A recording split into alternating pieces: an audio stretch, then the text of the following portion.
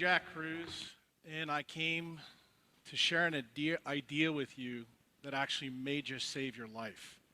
And the reason why I say that is because it saved mine. In 2006, I was at a spine meeting in Birmingham, Alabama, and I stood up to give a speech, and upon standing up, I tore my right knee meniscus. I needed help getting to the podium to give my speech. It was pretty humiliating. One of my good friends was there, and his wife happened to be a biotech person, and she told me, I know exactly why that happened to you, and I'm going to send you a book and 6 papers. When you get home, because I know how you grew up, I want you to read these and then call me. And she made it very specific that I needed to read the book first. The name of the book was The Monk Who Sold His Ferrari by Robin Sharma. I read the book just like she told me, and then I read all the research papers. And inside that book, if you don't know anything about it, it's about a lawyer who had a heart attack in the middle of a courtroom, and this guy had gobs of money. He left his law practice, went to the Himalaya mountains, and changed his life with the Sherpas. When he was up there, he stayed for about 3 years and had many transformations occur to him. He came back to his law practice, and every one of his partners noticed that he looked 25 years younger. He was in phenomenal shape. He looked unbelievable, and he just looked like he was a new guy. So I had this thought when I was reading the book. What if this wasn't a fable? What if it was actually really possible? And I looked at the 6 papers that they brought me, and they were all about cytokines and leptin. And leptin controls energy balance in the body. In fact, it controls it in the brain. And you can see back in 2006, when I stood up, I was 6'2", 357 pounds at the time. So I knew the reason I tore my knee meniscus was tied to the leptin story. It got a little bit more interesting. I started to think about Julian Battle's longevity issue. And I said, you know, this is kind of interesting because the Nobel Prize was given for telomere biology in 2009. So I just kept putting things together. I thought to myself, when I put everything synthesized in one place, was it possible that obesity was an inflammatory brain condition? And was it possible that I could do brain surgery on myself without a scalpel and fix myself? So I constructed something called the leptin reset. And I never published this until last year on my blog. I kept it very quiet in the hospital because I didn't want anybody to think I was nuts. I use that, and I use cold, because at the top of the Himalaya mountains, it's pretty cold. And Sherpas live up there. It's for the last 25,000 years, they're adapted to the cold. 25, 30 years ago, if somebody would have told you that someone could be completely deaf and be able to hear, you would have laughed at them off this stage. Now we know there's cochlear implants that are out there that actually do just that. And they put an implant into the brain, and it rewires the brain. My idea to fix me was to use my vagus nerve in my gut and use circadian biology to change timing. Sounded pretty out there, and I also used cold, something called cold thermogenesis. In 3 months, I lost 77 pounds. In 11 months, I lost 133 pounds. After about a year and a half, I had lost 157 pounds. Now, this made a huge impact on not only my practice, the people I worked with, but my family. But you can see the picture up there. This picture is a picture on this side. Here's my son, who was 15. On the other end is my nephew, Kyle.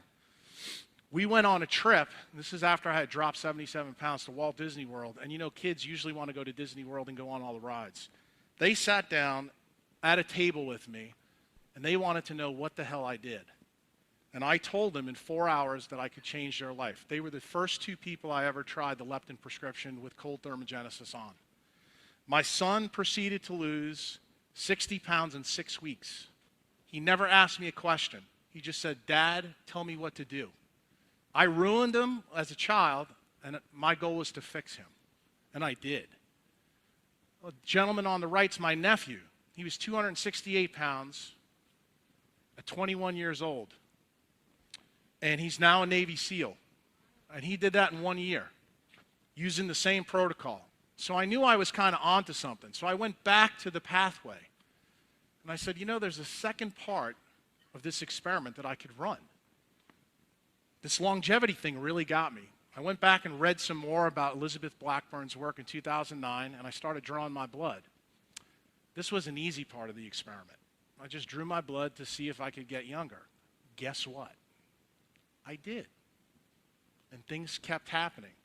I started trying to synthesize all these things together. And as you guys know, I'm a neurosurgeon here in Nashville, Tennessee. I deal with a lot of chronic pain. The other part of this pathway that was in this book fascinated me.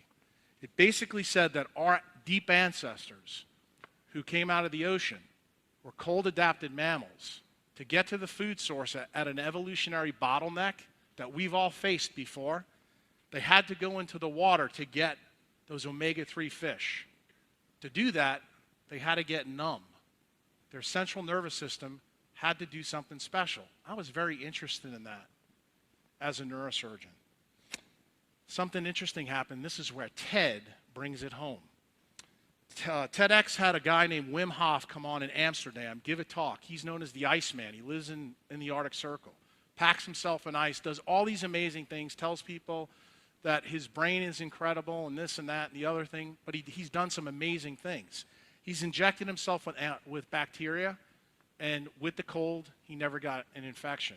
He actually has climbed up to Everest from 0 feet all the way to 26,000 feet in shorts and a t-shirt with no food and water. The next day, he was able to run a marathon for 26.2 miles. Now, I know all of you guys are starting to think, this is kind of out there, but let me bring it home to you. You know a couple of people who actually use these pathways. Lance Armstrong, Michael Phelps, the Sherpas, the NASA astronauts. Let me tell you a couple of stories. The tie that ties them all together, they all use the cold to do the things they did. In fact, in Lance Armstrong's case, he thinks that Bristol-Myers Squibbs helped his cancer. Remember, he had testicular cancer, went to his brain. Carries a very high mortality. Lance had freezers in his house in Austin. And that's how he trained, and that's how he won. And that's how he got unbelievable abilities. Michael Phelps in Beijing swam for 12 hours a day in 50-degree water. That's how he trained. Okay? The Sherpas have lived on the top of Everest for 25,000 years. You all know that they can do amazing things. They can take people up to the mountain with hardly anything, and their abilities are legendary. In fact, they're so legendary that when Neil Armstrong went to the moon, in 5 days he came back and lost 30 pounds, and they had 50% more food left in the module. No one could figure out why, including NASA. But guess what? They went to the Sherpas and found out exactly why.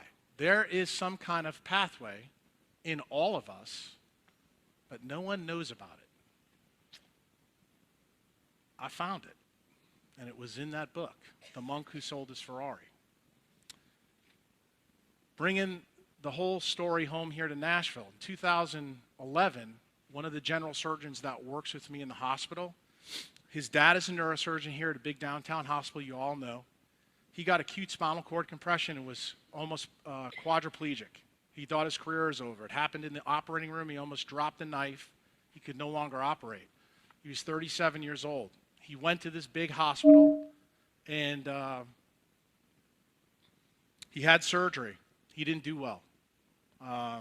He was devastated, in fact. One of his partners is a good friend of mine, and he said, look, Brett, you need to go over to see Jack, and you need to just listen to him. So he came in, and I thought I was going to have to tear down some dogma. I didn't have to tear anything down. He was broken. I told him, Brett, if you listen to me, I think I can change your life. I used all the things that I learned about in this pathway, that I fixed me and fixed my kids, fixed my family, and in 6 weeks, he was running, he was able to use his arms, he was back at work, and he's a completely new person. Then TEDx hit another home run. Iowa City, 2000 11, just passed, Terry Walls, a physician at Iowa State with secondary progressive multiple sclerosis, used the diet that's selected for in this ancient pathway that I'm telling you about. It's called the Paleolithic diet. She completely reversed her MS using this diet. She's actually running an NIH trial about it, and I strongly recommend you watch her TED Talk. It is truly transformational. But when I saw that, I said, you know what? I've got to step up my game. It's time to let the world know some of the things that I've found. Remember I told you I'm a neurosurgeon, and I'm very, very interested in chronic pain. There's a lot of chronic pain out there. My idea was to do the first evolutionary directed procedure on a human being. Had one problem. The anesthesiologist would not let me give them anesthesia. Not only that, they wouldn't let me inject them with bacteria to try to infect them. Because that last part of the pathway said that we would have ultimate immunity and we'd have pain-free activity. So when I couldn't find a patient, I went back to my playbook. I decided to do the experiment on myself. So I had another problem. I had two choices that were safe. I could take my wisdom teeth out, or I could do surgery. I used to be a dentist. I had my wisdom teeth taken out. Not a good choice. So I didn't need any surgery, so I decided I had to make myself a surgical candidate. So in October, I went to see a local plastic surgeon who I know from Skyline Hospital here in Nashville. And he hadn't seen me in 10 years, and he thought I looked great and this and that. He goes, what the hell are you doing here, Jack? And he says, I don't think you need anything. And I told him, look, I've worked really hard. I want this, and I got what I wanted. But see, I knew I didn't need surgery. And I'd never told my family about what I was doing.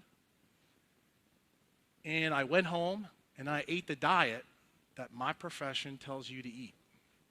That's the standard American diet. That's the diet that our government, the USDA, tells you is healthy. You know, all the healthy grains, the polyunsaturated fats, the canola oil, all that. That's the stuff that gets you fat, okay? It's exactly opposite the Paleolithic diet. I ate that diet for 2 months. My wife didn't know anything. I gained 25 pounds. I hit it pretty well. No one, including my wife, until January 8th of 2012 knew what I was up to.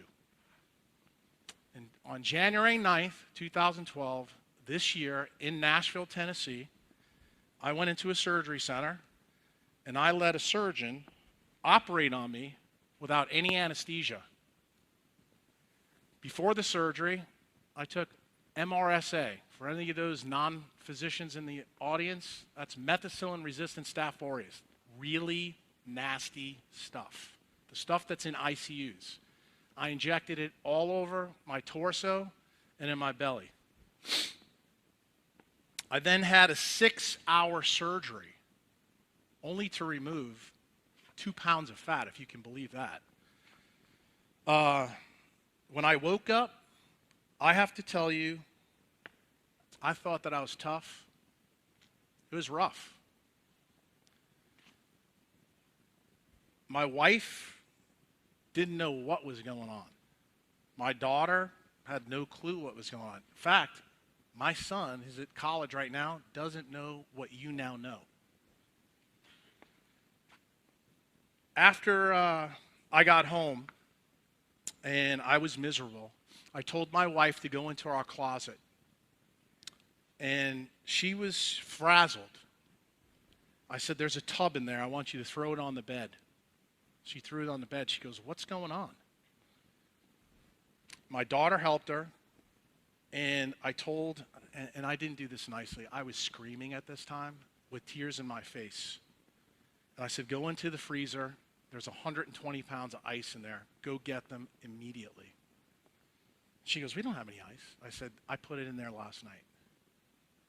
She went in, got the ice, both of them broke it up, threw it in the tub, and threw it on me. In 3 minutes, I was pain-free. Completely pain-free. Then I sat my little 11-year-old daughter down on the bed and told her what I did and why I did it.